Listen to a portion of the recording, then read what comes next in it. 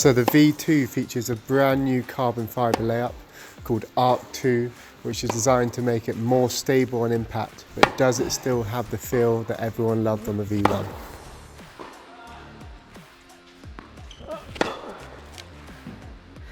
Nice, hitting the ball well. Nice. So, it's a racket you know well. Yeah. You've hit a lot of balls now against a good player as well, which I think helps when pros are trying out rackets.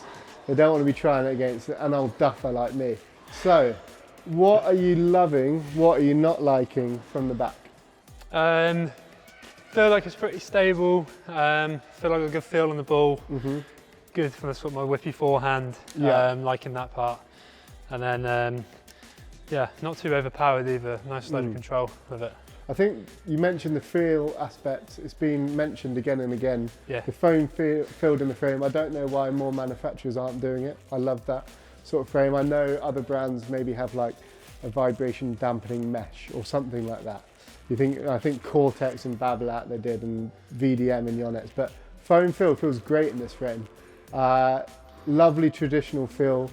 Like we've talked about it. It's a racket that you've got to bring your game to. Yeah. It's going to maximise, in a sense, what you're bringing to it. If you're just kind of coming up the back of the ball, or you're a player that needs that power, it isn't for you. Let's be honest, it's not a holy grail, it's not a magic wand. Yeah. You need to have solid technique and have power to get the most out of the racket. So interestingly, let's talk about backhand first. If you could have it just for a backhand, say for example, I found you're now playing doubles with Isner, and he wants a right hand side, he's going to hit 100 aces a match. You don't have to worry about that. You just need to be solid on that side. Would you take the 18-20 or the 16-19 on the backhand? Potentially, if the doubles, probably 18-20 for a backhand point of view, purely because my backhand's a bit flatter as well. Yeah. Than my forehand is. One's very whippy, whereas backhand, take it quite early, take it flat. Especially off a return as well. You've just got that little bit more control, obviously more strings with the 18-20. So. Yeah, probably suits slightly lower launch angle. Yeah, so that 18-20 really does suit a person coming to the back of the ball a bit more, which these guys both do naturally on a single hander. The forehand, we did a little drill with these guys where they're trying to take people out into court. How much whip can you get on it? Because we know this isn't a spin monster, but however, spin's not been a problem really, generation on the forehand. But that's where I guess you get the 16-19, you get that bite, string movement, a little bit more higher launch angle. So for you, the benefits of that on the forehand spin outweigh the benefits of the backhand with the 18-20. Yeah, I'd say so with 16-19. Yeah, good. Yeah, just getting some nice angles with this.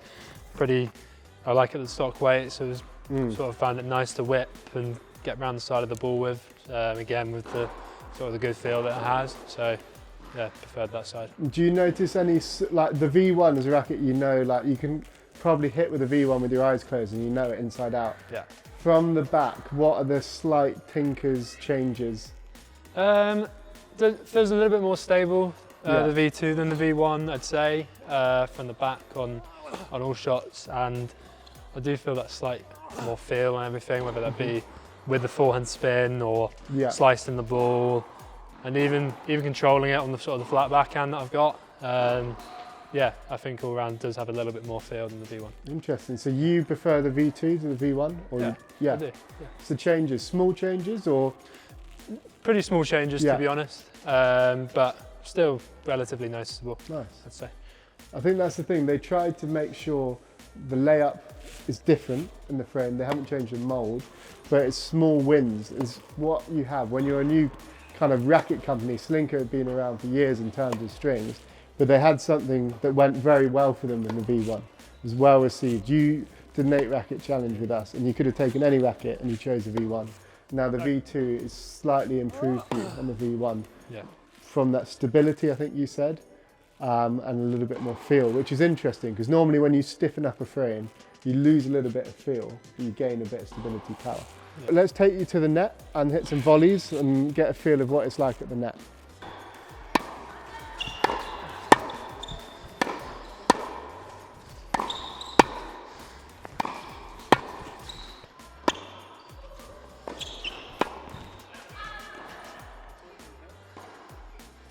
So, how are you liking it at the net then?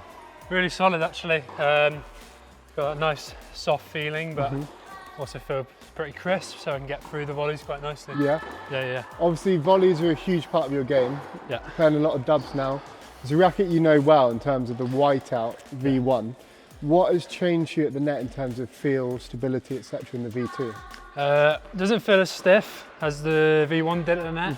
So it's not like sort of when like a fast ball comes at me that's kind of that stiff feeling blocks doesn't really go anywhere. Like I feel like I've got control of it. I can kind of put it where I want at the net. Yeah. Yeah. So obviously the big thing about Solinco Whiteout, obviously it's quite a classic frame, right? In terms of it being traditional in terms of the way it's not a huge power racket, it's more of a control racket. Yeah. Having the foam in the frame, you mentioned today, like you like that soft feeling as you're hitting. Yeah. Interestingly, what they've done with this Arc 2 technology is they've changed the layup of the racket to try and make it a little bit more stable. So when companies do that, they normally make it a little bit stiffer. Yeah. And I know Solinco's whole thing was they want it to be relatively similar to what the Whiteout did well, which was a feel-orientated racket, but maybe stiffen it up a little bit. Might give you a little bit more power, but probably that stiffer feel. Yeah. You mentioned it's still comfortable. Do you feel like it's counteracted with the foam? Yeah, I think so. I mean, I said to you at the start, it feels like there's a dampener on it. Yeah. So definitely very comfortable to play with. But yeah, I don't think it's, as I said, like quite as stiff as the V1. Yeah. More feel, but it's definitely improved in the stability front as well. Yeah, okay. So say you're at the net, there's two different volleys for you, I guess. One is when you've hit a huge serve, you're coming in, you're trying to dictate the finisher point. Yeah. And some, I guess, where you're blocking a little bit more. Yeah. What are you looking from a perfect racket? If you could design yourself the perfect racket to volley with, what would it be? Something probably not too light and flimsy, but also something that's quite easy in terms of like those first volleys, sort of pushing right through the court, getting good depth. Yeah. Then something I can also sort of react fast with and block off those volleys. Yeah, sure. And I think this Whiteout definitely is sort of a good contender for that. Yeah. So obviously when you go up in weight, so if you're a player that, if you volleyed with a 320 gram racket or something, that feel is undeniably lovely, isn't it? It's solid. The racket absorbed, you can feel the ball being absorbed through the racket, nice dwell time, stability, all of that. When does that change? So obviously this is 305. What for you, a very high level doubles player, is that perfect middle ground between manoeuvrability and stability? Well, I'm quite used to like the sort of stock like 305, 310 weights with that sort of extra manoeuvrability as well. So I think personally something a bit heavier for me would sort of be a bit too much of like a plank, whereas with that lighter weight I get that extra bit of feel on the volley as well. So I'm pretty happy with that weight, I think, personally. Okay, so volley's quite impressed in terms of the feel. You like the touch of it and the stability. Solinco is the only manufacturer I know that has a weighted butt cap system. So this at stock is 305 grams, where if you wanted to add weight, normally you'd have to add lead tape or a leather grip. Some people don't like the feel. You can add the standard 0 gram butt cap, a 5 gram butt cap or a 10 gram butt cap, which would enable a little bit more stability, but also bring the balance a bit more to a headlight feel. So you're adding weight, but you're not adding total swing weight to the frame because it's in more of a headlight balance. You might counteract that maybe with a bit of 3 and 9. Interestingly though, for you guys who are club players or good advanced players, Liam's a top British doubles player, ranking now 500 in the world, 400, what is it? 460. Yeah, 460, I don't want to underdo him here. So 460 in the world, and he's not adding weight to a stock 305. That might tell you something. You don't need to go to 320, even though it feels amazing on contact. You need to find a racket that's right for you in terms of manoeuvrability, your 2 sets in, it's windy, you're not feeling it, etc, etc. Find that middle ground, I think, is so important. But Solinco does allow you to chop and change. It's not like you buy a 320 gram racket and you're stuck. You can buy this 305 and use it a bit as a platform racket to have the weighted butt caps and play around, tinker around with a bit of lead, which is easy to change. So let's get you to hit a few smashes, overheads, maybe a little bit more touch around the volleys, see what that's like for you.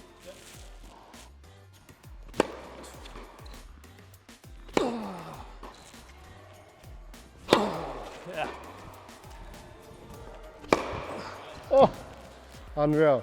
So smashes, obviously serve's a big part of the game, smashes. Are smashes the most undervalued shot in tennis? Probably, I don't think they get sort of thought about enough, but Yeah.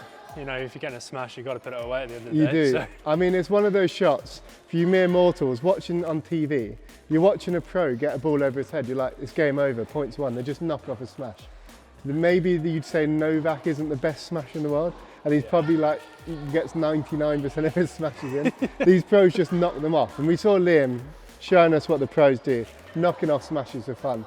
If I'm doing it, I'm like, I can't see, I'm shanking it, whatever. It's a hard shot.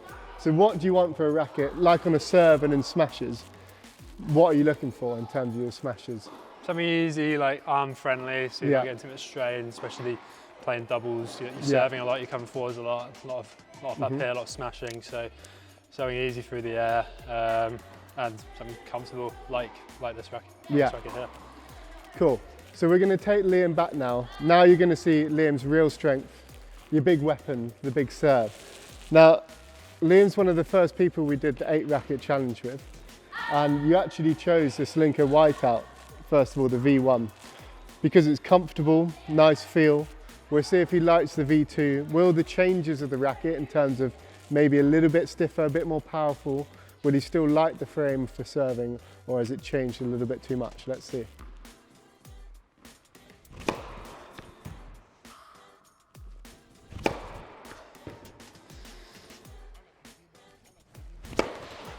Obviously, serve's a massive part of the game. We talked a little bit about the foam in the frame. Yep. Nice, comfortable feel. As someone that's serving bombs, but serving regularly, how important is it to have a comfortable racket? Very, like, serving a lot as well, so you don't want to be impacting your arm too much, getting injuries up there, kind of rely on it a lot. So something comfortable that also lets me access a bit more feel as well is very handy for me. So when we talk about feel, we're obviously talking about your ability to kind of feel the ball in the court, feel the place of where you're hitting on the frame, but also comfortable in terms of the feel. Normally when rackets are made more powerful and more stable, that normally means they up the stiffness, so the RA goes up. Interestingly, the RA has stayed pretty much the same to the V1, to the V2. So they've achieved it with a slightly different layup in terms of the way they're doing it. Can you notice, I mean, how noticeable, you've used the V1 a lot, in terms of on the serve especially, how noticeable is that change of feel? Quite actually. I was really loving that wide serve on the juice, which is probably my favourite serve. When I back the most. Definitely felt like I could find the line like very consistently with this. It's maybe compared to the V1, a little bit less feel, a little bit stiffer. So yeah, really preferred this. So it's interesting, you say the V1 is maybe stiffer to that. Yeah. What normally, I think the idea is this one, the layup is stiffer. But what translates to you? Why you can't? What do you mean when you say it's stiffer? Like, find it harder to get maybe the plough through on the serve. And maybe sort of access to the slice or the top spin, or sort of putting the ball where I want a bit more. Okay. So in terms of, you've hit different serves there. What is your favourite serve of the racket? What is the kind of, if we're not talking about this being an absolute spin monster, are we? So Liam's been on a journey trying out lots of rackets. Obviously, when you talk about 98s and heavy spin, you're probably going to think Aero 98, V-Core 98. This Whiteout is a bit more traditional in terms of the feel. So it's more control feel orientated than a spin monster sort of racket. It's very similar in terms of the way, for me, it plays than like a Technifibre TF40. Again, foam filled, 305, comes in the 1619 or 1820. But because maybe it's not the spinniest, it's not the most powerful, what does it suit on a serve, and where do you lose stuff on a serve? I think I actually quite liked it slicing it, going, as I said, like wide on the juice side. Love that serve, but also going flat down the tee on the juice, flat up wide on the ad was nice. Like, maybe not getting as perhaps much top spin, but like, that's okay. I'm going for more aggressive second serves, sort of playing doubles anyway. I'm not necessarily always trying to kick it. I might be sliding it, and that was really nice for that. So very positive on the serve. He's not really losing out in terms of massive amounts of spin. He's getting that power on tap. We've obviously hit a lot of slices as well. How was it in terms of the slice game for you? Really good. We had a great couple of rallies there actually. Lovely feel, sort of effortless depth as well on the ball. wasn't having to force it. It was coming off this racket really nicely. Yeah, easy. I think. So lots of positives so far. What is it that would make you change to the racket? What maybe holds you back from changing? Yeah, again, they continue with sort of the comfortable feeling of the racket. Very easy to sort of take on tour with for a year and serve it, not really get sort of many arm issues. Yeah. Crisp at the net, which is very important to me, and good feel with the slice and sort of particularly on the serve as well. I felt that. Potentially could be looking for a little bit more easy power, I think, especially from the baseline, maybe easy access to spin as well. That'd probably be the only things that would sort of take away from it a bit. Yeah. But in terms of like using a racket perhaps for doubles, like this is definitely a sort of top one I would consider taking with me. Yeah. So you love it. Yeah. In broad terms, you get on with the racket really well. Yeah. Let's talk about the more general market then. This isn't a racket. If you're developing your technique, you may be an intermediate player, you're a club player playing once a week.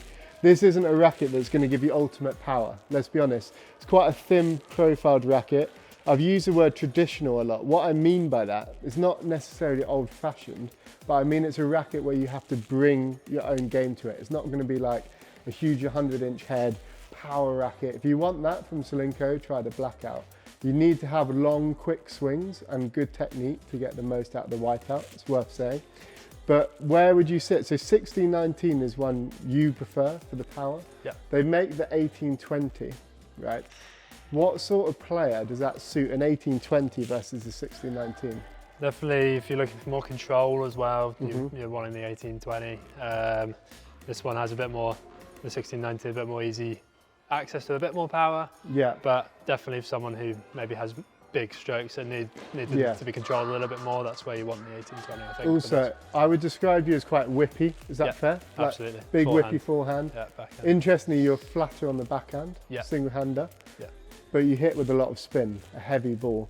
So you'd gravitate to a 1619 because you get the higher launch angle with the 1619 versus the 1820.